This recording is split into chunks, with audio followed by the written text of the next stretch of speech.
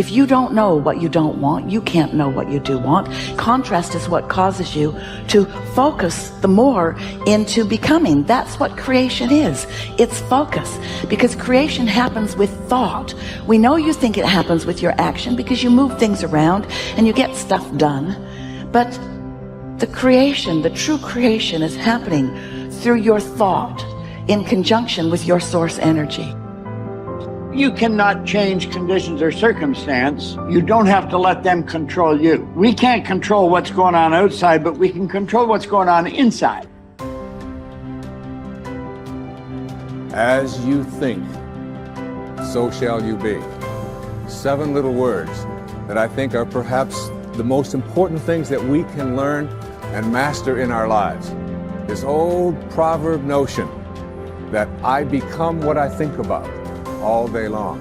And once you know that what you think about is what expands, you start getting real careful about what you think about. You don't allow your thoughts to be on anything that you don't want or that you wouldn't want to have manifest or show up for you in your life. So whatever you wish to do, you must bring yourself to a moment of joy and clarity within yourself. At that moment, what you decide, even if you die, you must go by that. Whenever your emotions go up and down, your mind says many things. That's not important. In the moment of clarity, when I'm saying joy, because when you're happy, you're not compulsive. When you're very happy and clear, at that time, if you look at things and see, yes, this is what is more sensible for me, just do that. It doesn't matter if it feels like hell, because that's where your well-being is. When you're in different states of compulsiveness, if you make decisions as to which way to turn, you will be endlessly lost. That the way that we speak actually influences the way that we think. But perhaps even more importantly, number 2, he said the way that we speak influences what we think. That our thoughts, what we are capable of thinking, are actually linked to the way our neurons are being wired. I got better day by day and week by week and month by month, and I'm asking you to do the same thing until you can develop a long arm and a long reach, until you can develop influence that won't quit. Touch people next year you couldn't touch this year. Touch people now you couldn't touch before. Conduct a meeting now you couldn't conduct before. Heart and soul now mixed in there that wasn't there, missing before. I'm asking all of you to get better in spite of the winters, in spite of the downturn. The money downturn, the social downturn, the personal downturn, whatever it is. Just get stronger, get better. The key is not to wish for a better winter.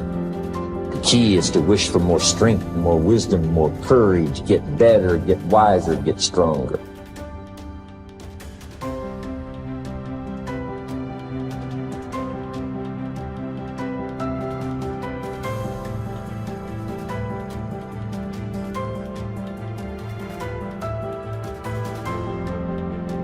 We're optimizing the conversation between the heart and the brain, between your heart and your brain. 3 steps. The first step is to simply shift your awareness from your mind into your heart. And what I've found is in the Western traditions, for many people, that's easier said than done. I'll ask people, are you in your heart? And they'll say, yep, I'm in my heart.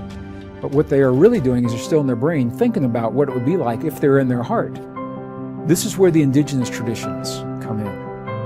Our ancestors told us, and when I spend time with my indigenous friends, I say, how do you guys do this? And they say it helps if you can gently touch your heart center, physically, in a way that's comfortable for you. In the Mayan traditions, you see an open palm right on the heart. In many of the Middle Eastern traditions, you see the same thing. In the Buddhist traditions, you see a prayer mudra that physically touches the sternum. The key is, any of those things creates a gentle touch, a physical sensation right over the heart center, and your awareness will always go to the place where you feel the sensation. That's the key. So if you can create a touch over your heart, your awareness will go there. First step. Second step, very simple. Slow your breathing a little bit slower than typical, maybe 5 seconds inhale, 5 seconds exhale. Here's why that's powerful. Because the only time you would ever slow your breathing in and breathe in that way is when you feel safe. When you feel that you're in a place that's safe and you're not threatened and you're not vigilant of your surroundings. So you're telling your body you're in a place that's safe. Slow your breathing. Third step, and this is the key, is to begin to feel the feeling that creates 0.1 hertz. Feel the feeling that sets up the coherence between your heart and your brain. How do you do that? I gave it away earlier. I've already mentioned it. Scientists have found at the Institute of Heart Math, their researchers have found that there are 4 key words that work almost 100% of the time for everyone. Appreciation for anything or anyone. Gratitude for anything or anyone. Care and compassion. If you can feel one or some combination of those feelings in your heart while you're breathing as if your breath is coming from your heart, touching your heart center, now you're setting up this communication between the heart and the brain. Now you are triggering those neurons to begin to reach out and find other neurons to strengthen this connection. And that's why I mentioned before, it takes about 72 hours, 3 days to build these networks. So that means the more you do what we're about to do right now, the stronger this connection becomes in your life. Why do you think more people aren't happy, and what could one do to just begin the journey of loving, living, and mattering more and being happier? I think let's begin with most people don't know what happiness is or where they get it. So I'll tell you what happiness is. Like the human desire and striving is we want a sense of aliveness. So you need to do more things that make you alive, make you vibrant, authentic, expressive, make you sense. For some people, it's adventure. They go mountain biking. It's like, wow, that just brought me back to life. You know, some people it's hanging out with great friends. Some people it's doing their passion. Some people it's, just honestly feeling and sensing the moment and meditating. Another thing that everyone wants is connection. Most people today lack the depth of happiness because most people lack a connection with other people. They're surface level relationships. You can't be really happy long-term with surface level relationships. So you got to find out, how do I connect more deeply? And it can be simple things like you talked about. You know, with the kids, maybe less than the texting, call them. Have that moment of connection. It's nothing crazy. But that's what you're striving for. You want happiness with your kids. You're going to call them. You're going to connect with them. So think about connection relationships, a level of depth. Then we want meaningful pursuits. When I go after that, I love that pursuit. And notice it doesn't say meaning. A lot of people just say meaning. I said, no, it's meaningful pursuits. Because a lot of people we know who are really successful, they've already had a meaningful life. They're miserable because they're not pursuing anything anymore. You got that. You got to have that pursuit, man. Yeah. You got to find a pursuit. It has meaning to you. It brings you back to life. That's happiness. And then the middle of the triangle is the capital G, growth. If you don't have aliveness, you don't have connection, you don't have meaningful pursuits, and you don't have growth, you're miserable. We can bank on it. We can guarantee it. The research will reveal it every single time. But if we can get you a little bit more alive, a little bit more connected, a little bit more meaningful pursuits, and a little bit more growth, those like little bit in each of those, it's like a thunderous shift in your life. You're just like, whoa, little bits in those. But there's an access point. Why aren't most people happy? Let's say they did all those things. Still not happy? And they're just not here. Presence is the gateway to happiness.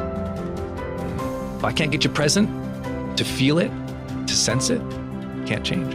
What most people want in real, like what they really want, all the people I work with, maybe the people you work with, what they really want, they'll never say it, and almost of them never know it. What almost every human being wants is they want to feel the day more.